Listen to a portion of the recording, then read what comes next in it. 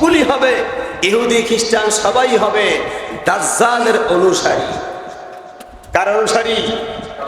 সে একটা শিক্ষার মানে মক্কার গেটের মধ্যে হায় হায় ঢুকতে পারলাম না, সাথে সাথে মক্কা থেকে সব ইহুদি গোষ্ঠী বের হয়ে যাবে, নাসারা বের হয়ে যাবে, মুনাফিক নাস্তিক সব বের হয়ে যাবে।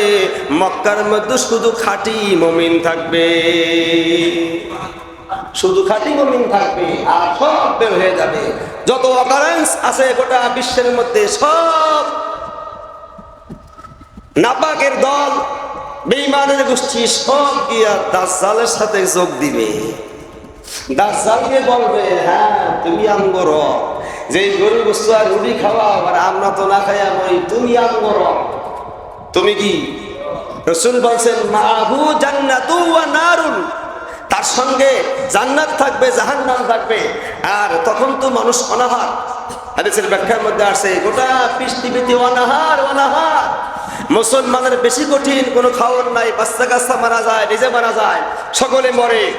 এই মুহূর্তে দাজ্জাল বিশাল খাবার নিয়ে হাজির হইবে, আর মোটা অঙ্কের টাকা নিয়ে হাজির হইবে। দেখেন না বর্তমান অবস্থা, যেখানে টাকা বেশি, মোটা অঙ্কের শক্তি, তাকে হিসেবে বাহাবা দেয়। কিন্তু এই বাহাবা দাজ্জালের সময় চলবে, কিন্তু যখন দাজ্জালকে হত্যা করবে হযরতে ঈসা আলাইহিস সালাম, তখন সব শেষ। সব কি? আর একদিন নাও বলতে শেষ করে দেয় 1 মিনিটে।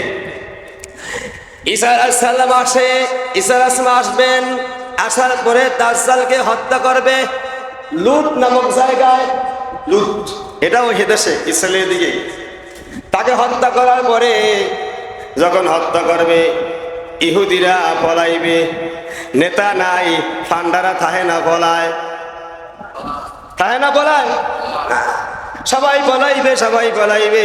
রাসূল সাল্লাল্লাহু আলাইহি ওয়াসাল্লাম বলেছেন, পলানোর পরে গাছে বেড়ে কইব, ইয়া আব্দুল্লাহ, ইয়া মুসলিম, হে মুসলমান, হাযা ইয়াহুদিয়ুন, হাযা ইয়াহুদিয়ুন খলফি।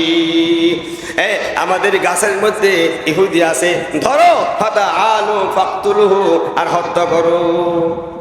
গাছে কইয়া দিব, সুবহানাল্লাহ। না কে কইয়া দিব? বড় নেতায় গেছে গা, হত্যা করছে কে? ঈসা আলাইহিস সালাম। অনেক লম্বা কথা এখানে আছে, সংক্ষেপ বলে দিই আমি। ঈসা আলাইহিস সালাম দাজ্জালকে হত্যা করবে। এরপরে পৃথিবীর সমস্ত গাছে, পাহাড়ে, পাহাড়ের মধ্যে গিয়া ইহুদির গোষ্ঠী পলাইবে, গাছের মধ্যে গিয়া পলাইবে, বলবে খলফি, ও আল্লাহ বান্দারা, মুসলমান আসো আমাদের পিছনে আছে, ফাতাআলু ফাকতুলহু। তবে ইল্লা বরকত, একটা গাছ আছে, এই গাছটাই কইবে না। এই গাছটার নাম হলো বরকত। অর্থাৎ এই গাছটা এখনো আছে। গোটা বিশ্বে যারা ইহুদি আছে, প্রত্যেক ইহুদির বাড়ির সামনে সামনে 2-4টা গাছ পাওয়া যায়।